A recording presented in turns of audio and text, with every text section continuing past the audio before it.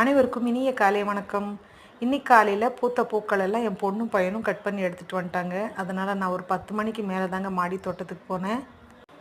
Purple colour கத்திரிக்காய் ஒரு 4 கத்திரிக்காய் அறுவடை பண்ணுற ஸ்டேஜில் இருக்குங்க. நான் இதை கட் பண்ணி எடுத்துக்கிட்டேன். இந்த செடியை க்ரோ பேக்கில் வச்சு 1 வருஷம் ஆயிடுச்சுங்க. ஒரு 6-7 டைம் இதில் நான் அறுவடை பண்ணிட்டேங்க. நிறைய காய்கள் அறுவடை பண்ணியிருக்கேன். இன்னும் இது நல்லபடியாக பிஞ்சுக்கள் வச்சுட்டு தாங்க இருக்குது. எலுமிச்சப்பழ செடி க்ரோ பேக்கில் வாங்கி வச்சு 2 வருஷம் ஆகிடுச்சிங்க. 16க்கு 16 க்ரோ பேக்கில் வச்சுருக்கேன். இதில் நிறைய பிஞ்சுக்கள் எடுக்குதுங்க. பழங்களை அறுவடை பண்ணதை நான் நிறைய ஷார்ட்ஸ்லேயும் போட்டிருக்கேங்க. இன்றைக்கி 2 பழத்தை நான் இதுலேருந்து அறுவடை பண்ணிக்கிட்டேங்க. மல்பெரியில் ஒரு 15-20 பழம் இருந்ததுங்க. அதையும் கட் பண்ணி எடுத்துக்கிட்டேன்.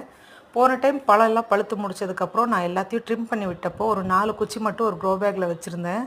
அந்த குச்சி இப்போ நல்லா வளர்ந்து வந்துருச்சுங்க. அந்த குட்டி குட்டி குச்சிலேயே பாருங்கள் சின்ன சின்ன காய்கள் விட்டுருக்கு.